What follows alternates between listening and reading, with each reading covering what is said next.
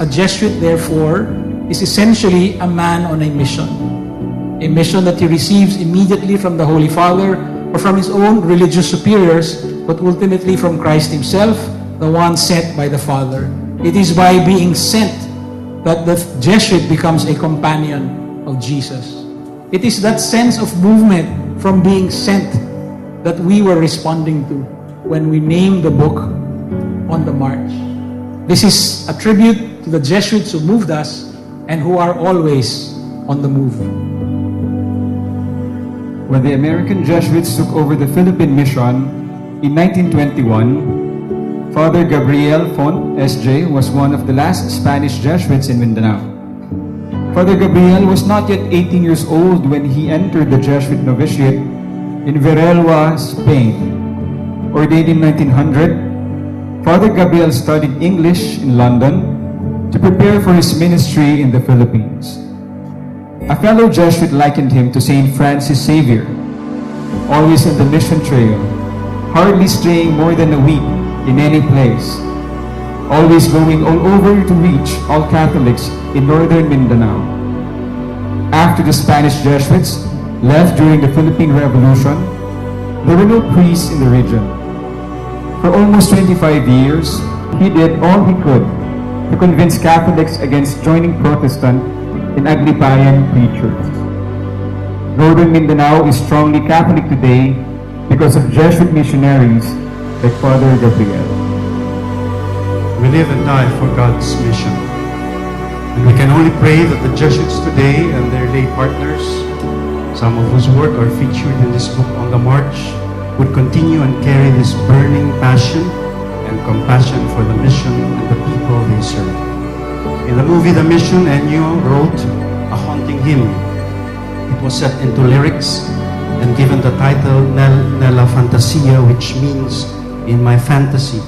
And so the song goes on to share a vision of the world that is fair, justo, bright, chiaro, and friendly, amico, and where every soul is free, libere. I believe that remains to be our vision for our world today and tomorrow.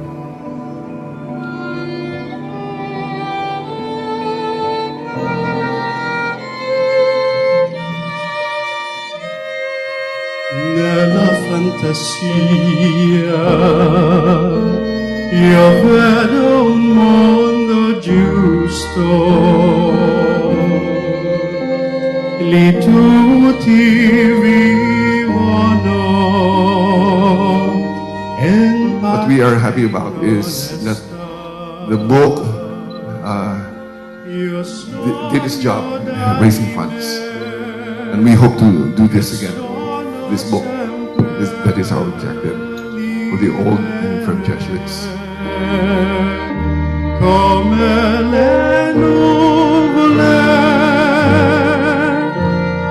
The work of this group is to provide holistic, total care. This means they will be cared for not just the body, but also the mind, spirit, soul, heart, and so it's a very good program. This is a pioneering effort because many facilities for the elderly try to do much less, just the physical really.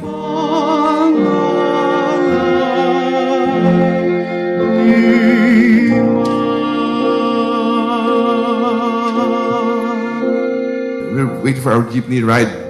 We just came from a glee club practice under Father Arcilia. And then here comes a black SUV international harvester driven by Father Jim O'Donnell. Told us, hey boys, are you going home? Yes, Father, I'm bringing home. You know what? He brought each one of us home. Each one of us. And now Father Jim, it's our turn to bring you home.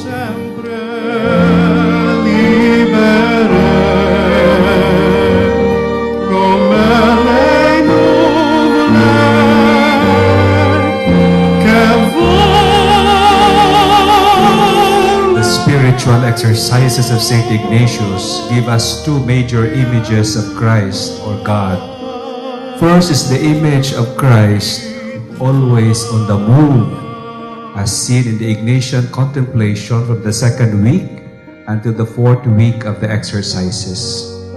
And the second is the image of God who labors.